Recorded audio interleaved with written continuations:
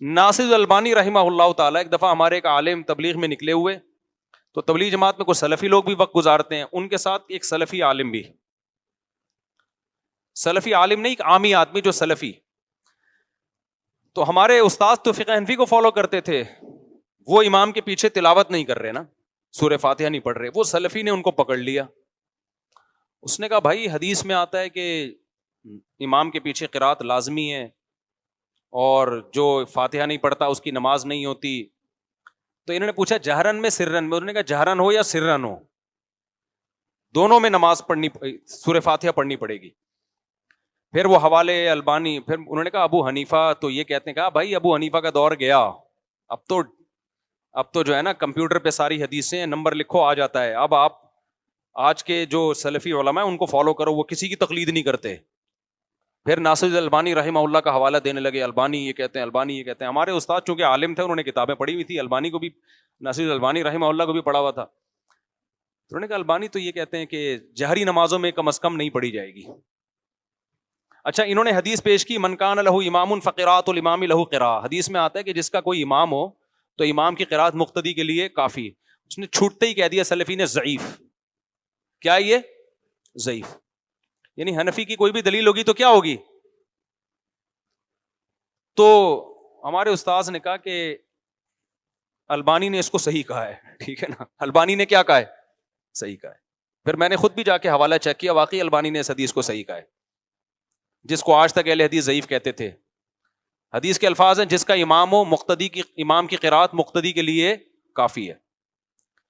کہتے ہیں لیکن البانی نے اس کو صحیح کہہ کے ایک کام کیا ہے کہ انہوں نے کہا کہ جہری نمازوں میں اس حدیث کو فالو کرتا ہوں، سری میں اس حدیث کو فالو نہیں کرتا. سری میں وہ والی حدیث جس میں آتا ہے کہ وہ کیا ہے کہ جو فاتحہ نہیں پڑھتا اس کی نماز نہیں ہوتی نا، وہ جو مشہور حدیث ہے من لم یقرأ بفاتحۃ الکتاب لا صلاۃ الا بفاتحۃ الکتاب، جو مشہور حدیث ہے کہ اس فاتحہ پڑھے بغیر نماز نہیں ہوتی.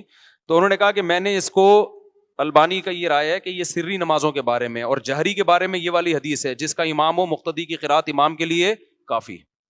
تو کہتے جب میں نے وہ سلفی کو کہا نا، وہ ایک دم چپ ہو گیا، خاموش. اب آپ دیکھو کہ ان کے سامنے ابو حنیفہ کا قول پیش کر دیا جائے. ابو حنیفہ نے اس حدیث سے استدلال کیا ہے کہ جس کا امام ہو مقتدی کی قرات امام کے لیے کافی. اور مجتہد جب کسی حدیث سے استدلال کرتا ہے نا، تو یہ مجتہد کی نظر میں اس حدیث کے صحیح ہونے کی دلیل ہوتی ہے. تو ابو حنیفہ کی نظر میں یہ حدیث صحیح ہے، اس کو ویلیو نہیں دے رہے. البانی کی نظر میں جو 15ویں صدی میں پیدا ہوئے، وہ جب کہتے ہیں صحیح ہے تو سر آنکھوں پہ. تو یار شخصیت پرست کا تانا ہمیں آپ دیتے ہو کہ آپ ہم شخصیت پرست ہیں. تو خدا کی قسم اگر ہم شخصیت پرست ہیں تو اللہ کی قسم آپ ہم سے بڑے شخصیت پرست ہو کہ ہم فالو ایسی شخصیت کو کر رہے ہیں جس کو آدھی سے زیادہ امت نے فالو کیا ہے.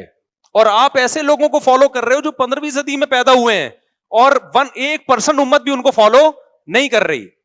لیبل سب نے قرآن و سنت کا لگایا ہوا ہے میرے بھائی. بات یہ ہے کہ قرآن و سنت کی تشریح میں، حدیث کو صحیح یا ضعیف قرار دینے میں آپ کس کی رائے کا اعتماد کر رہے ہو؟ اگر ان ائمہ کی رائے کا اعتبار کر رہے ہو جو صدیوں پہلے گزرے، جن پر پوری امت نے اعتماد کیا، تو آپ کی رائے میں غلطی کا امکان کم ہے. اور آج کے اسکالرز کو فالو کر رہے ہو تو غلطی کا امکان زیادہ ہے. سمجھتے ہو کہ نہیں سمجھتے ہو؟ تو کہہ رہے ہیں ایک دم خاموش. لیکن آپ ان کو ویسے حوالے دیتے رہتے نا، البانی کے علاوہ 20 حوالے دے دیتے، محدثین نے فلاں نے اس کو صحیح کہا، فلاں نے صحیح کہا.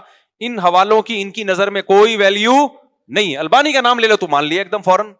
حالانکہ تحقیق آپ کو البانی کی بھی نہیں ہے کہ البانی نے کن بنیادوں پہ اس کو صحیح قرار دیا ہے. وہ تحقیق آپ نے وہاں بھی نہیں پڑھی. سمجھتے ہو کہ نہیں سمجھتے؟